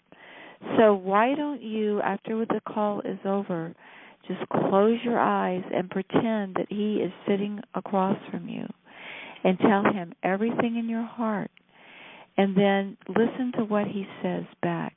And then I would like for both of you to do the law of one together for yourself and for all others. When is this full moon?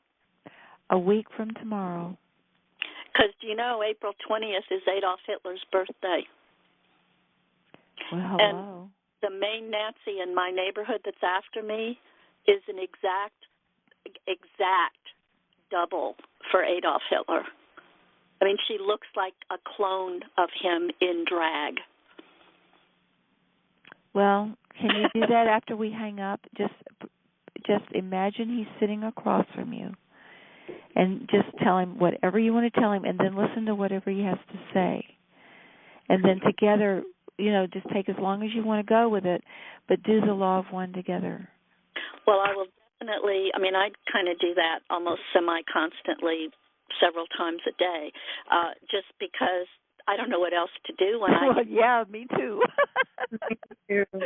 And I wanted to say those angels, too, for today, for the moon, Vicaro, the victorious command of will, and Oromonis for intercession. I'm asking them to help you guys. Yeah, absolutely. And I am too, because when one has helped, all are helped. Courtship, Mesa, all of them to help you, because this story is not over. And well, it's very beautiful. I had shared, I guess, a couple of months ago that I have twice now had to confront these local, people that I'm living on top of their place that they want. I've had to confront them twice, and I physically went down there, and the first thing I say when they finally let me speak is I read slowly, clearly, loudly the law of one. And those people cannot make eye contact. They can't speak. And it was a very, very strange experience. And I had asked for everybody to send the light when I had to go down there, and you guys did, and it did make a difference. And there was even the first time, this is the end of January, there was actually 3 cloaked ships right over the building that when I walked out the door, they were there, and I knew they had to be cloaked ships because I used to be involved with the FAA, and these ships they looked like airliners, but they were real low. They weren't moving. They were just kind of like floating in the sky, and they were way too low, and the sound was not loud enough, for the size and the lowness. Plus, if it was an airplane, which it couldn't have been, it was flying way under, federal rules and regulations. So it couldn't have been, what you were seeing. It had to be a hologram cloaked ship of some kind. I remember. And Chris thought it was negative. In fact, he told me to just get the hell out of here. But I don't think he understood that isn't an option for me. But anyways, I did want to thank all of you and anybody who's hearing and thinking that this is, just women being romantic. No, there really is such a thing, what you've been talking about, Cynthia. Yeah. Thank you. Thank you. I'm asking for blessings for you and for him, just miraculous blessings. The miracles of love. Miracles and blessings and wondrous things happening. Because it's just an outpicturing of what's going on, and it's going to be wonderful. We're just going to know it's going to be wonderful. And for all others in similar situations in any timeline, anything. You're going to be protected, and he's going to be free, and it is going to be heaven on earth. Heaven on earth.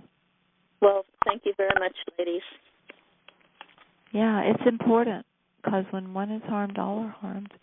Well, I had this vision looking into a future lifetime when I very first met him that made utterly no sense to me. But I saw us living in a place near a lake, a very bizarre kind of place that I've never seen exist, but the place has existed in my imagination for 40 years. Wow. But I saw us living in this place, but on the other hand, I saw us traveling all over the world, and we had a job, a ministry, and now this is crazy, but it's actually in line with what you're saying. What I saw was our job was to go to these various PowerPoints all over the world, and our only job was to make love.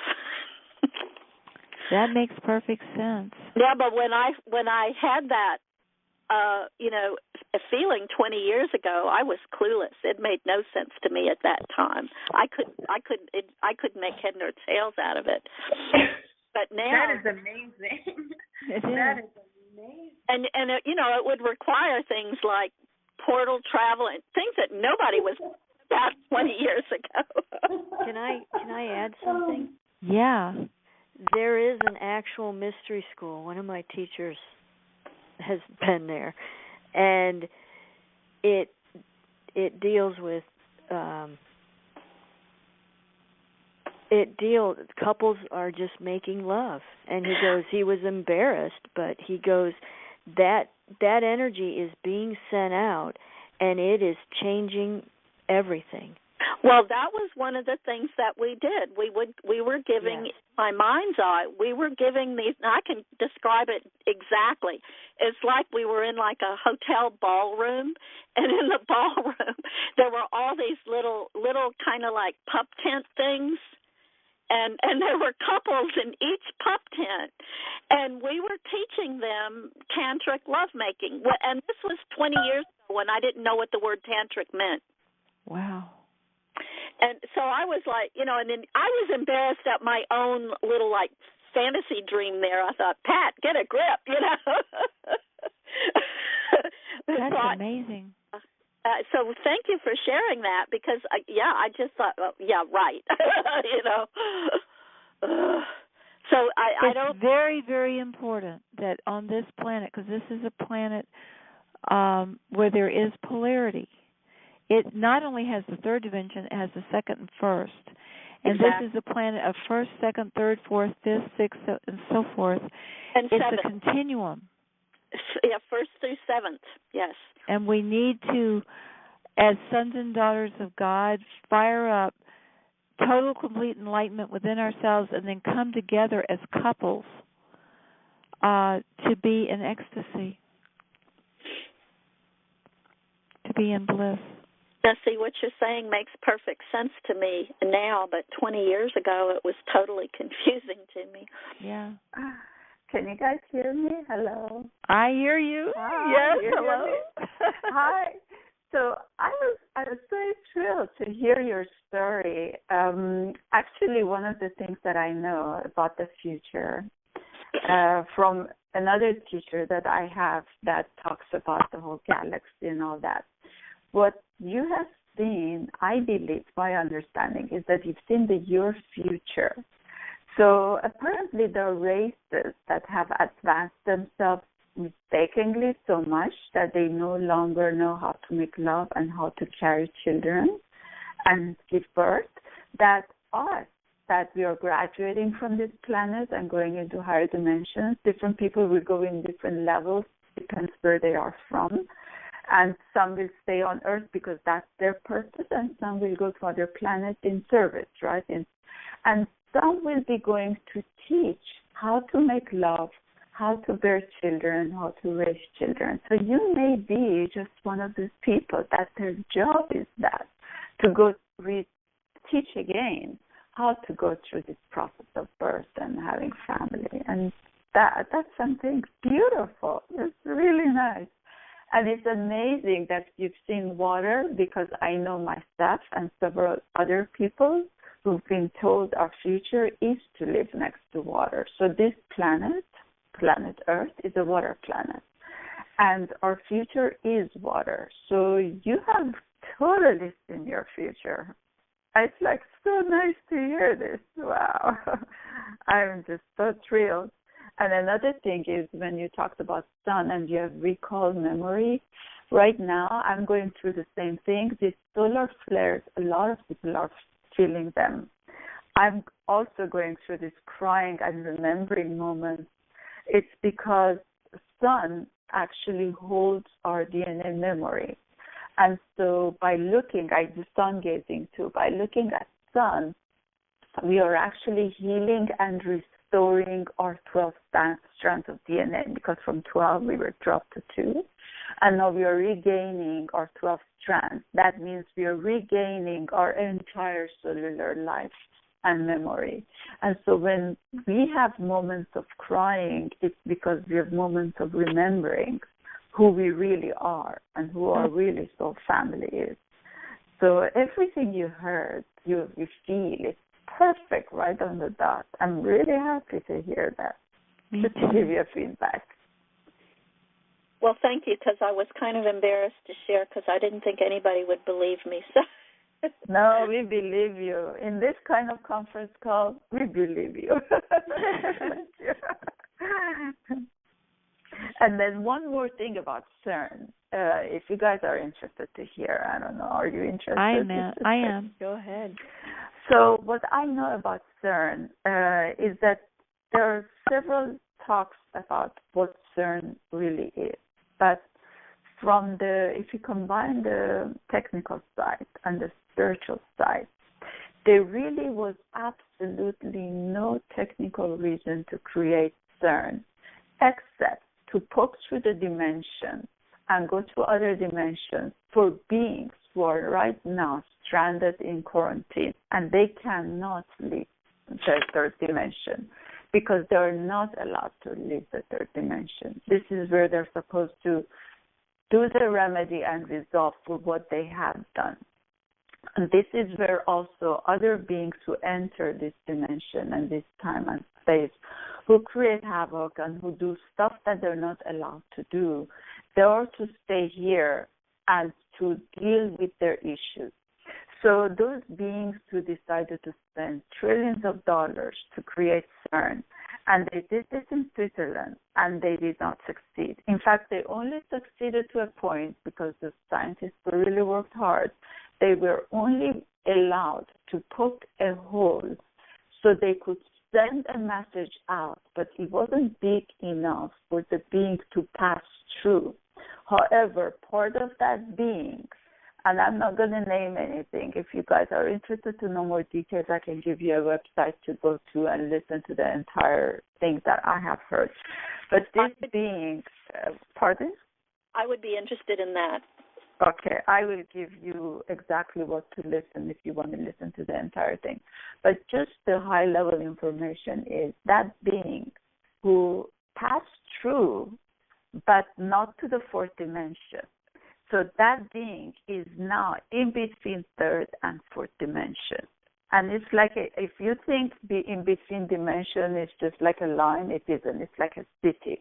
So that being is there because it has created so much havoc on this planet, and they don't want him or whatever that it's called in fourth or fifth or other dimensions. That's where it's supposed to stay until the divine, the prime creator of this galaxy and this universe, to deal with that. So this is where the CERN was used. And then what CERN actually was supposed to do was to create a portal between dimensions. This is what they really wanted to do with CERN. So what ended up doing was only this. So this being is there. And then when the CERN, they wanted to activate again, there was a strike of electricity, and from the lightning that actually disrupted the equipment, and they could not use it again. So there's the only other location that they can make a CERN, and they started immediately, was in Japan. However, there is not enough time for them to build that. So if they do not build another linear accelerator, which is the CERN is, to be able to poke through dimension again by the middle of 2016 or end of 2016, that is the end. They can no longer do that because the portals can no longer open. So this is through portals that some of these beings come and go, and they do stuff on Earth that they're not allowed to do. It is not our soul agreement for them to come and do these things. So this is what CERN was designed for, and it's no longer going to be. So some of the reasons why we are able to change dimension, and the fourth dimension ending, we are entering fifth dimension. Our fourth dimension was 5 years. It started from December 21st of 2012, and it ends in 2017, which is 5 years of us in fourth dimension trying to deal with our darker side, to bring balance to this polarity. So each soul is we are going through our cellular life journey lessons we have learned, if you will, because they had introduced through, again, without permission, the reincarnation grid, and they wouldn't allow people after each death to go through lessons learned, they would bring them back to life. People would carry a baggage from life to life. That's why there was so many stuff going on in everyone's life, because they hadn't learned one lesson, they had to go through another class. So now these 4 or 5 years of going into fourth dimension allowed a lot of souls to really come in terms with who they really are and start to remember who our cellular journey was about, why we are here, what is it we've learned, and if we want to learn more lessons and things like that. So we are on our own. We are allowed to make those decisions. But it is ending as soon as the fourth dimension is no longer allowed to poke a hole into other dimensions and open portals. Then fifth dimension comes in, which is actually, from what I'm hearing from my other sources, is now. By the second half of 2016, we are already going to be going into that. We are actually going to need 1 billion healers to tell the next 6 billion people why the trees are turning blue and the plants are starting to shine, because that's what it's going to be. And, of course, the water is another aspect, that we are going to see more water because this is a water planet. Anyway, I'm going to go silent now. That's so much I have to share. I hope it's of a benefit to you. Thank you. You were going to give us that link to that information? Yeah. So if you want to listen to this, go to Simon Parks, his CERN. Yeah, go to type Simon Parks. Cynthia. Yeah. Do you remember me telling you about Simon? Vaguely. Yeah. So you're familiar with his name then. So Simon Not Parks really. I'm not really familiar with it. I've heard it a few times, but I need to get more familiar, obviously. So I do know Simon personally. I've spoken with him. You do really? Wow. So Simon Parks actually has a group of people, meditators, who they each time CERN, because he gets direct emails about the CERN activity. So each time they're about to turn it on, he knows, and his group go into meditation. So what they did last year because of the CERN was turned on or something, this group into meditation, he said some of the people in his group actually afterward lost their hearing because of the negative energy that was given, it just bounced back from it. But they knew what they were doing. They were doing it to help the planet Earth, so they went ahead to it. You know about this, right? I can tell you that's absolutely true because I was one of them, and I became almost totally deaf in my right ear. Okay, there you are. So you already know that. So this is what CERN and Simon Parks has a video, YouTube that talks entirely about this. So you search it and you listen to this. You hear more from him that he describes exactly what CERN is for and what does it do and why it should be stopped. Actually, I'll rephrase this. As Cynthia says, the highest good of all concern. So this had to happen because that being had to go through and be in between two dimensions. So highest good of all concern happened. And so CERN, for the purpose that it was designed, for entirely different purpose, for the highest good of all concern happened because we intended it to. Because that was our intention, that was our prayer. So in a way, that's the good news, right? That's and beautiful. It's always the highest good happening. That's beautiful.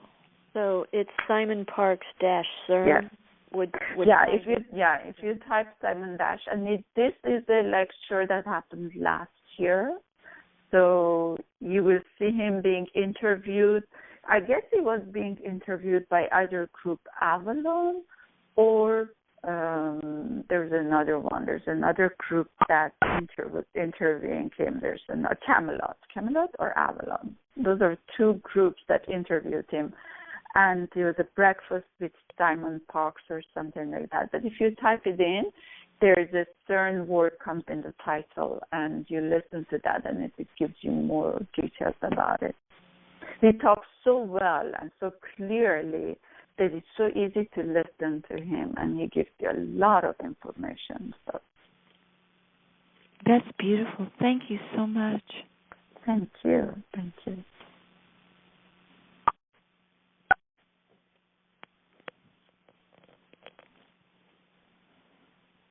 That's my cue to speak up. It's silence. Anybody else want to come in and have a comment? Please *6 and please come on in. I'm just going to say this much. Anything to do with Simon, I think he may have a good heart, but you have to kind of listen very closely and think about where he gets his information. Thank you for sharing that. You know what? It's true. And every time I listen to any of the speakers, I go to my heart and I only hear and I only allow what is right for me to be absorbed. Because we don't, every one of us here on planet Earth right now is going through something. Nobody's perfect. If we had reached perfection, we all would be somewhere else. So Simon Parks has clearly stated that he works with the mantis. And so he hasn't hide it. He has a reptilian in him. He has all this stuff in him. So he says the truth. So once What we need to hear is only the facts that he's sharing, not necessarily everything else, right? And so I have learned to, especially when I go to YouTube and everything, if people come across me, any information, I just listen. It's like I absorb everything, everyone's idea, and then I come to my own conclusions, right? So this is how I listen to Simon. That's right. And I do agree with you. Every single person out there has maybe an agenda. It's like, who knows? You don't know. Right.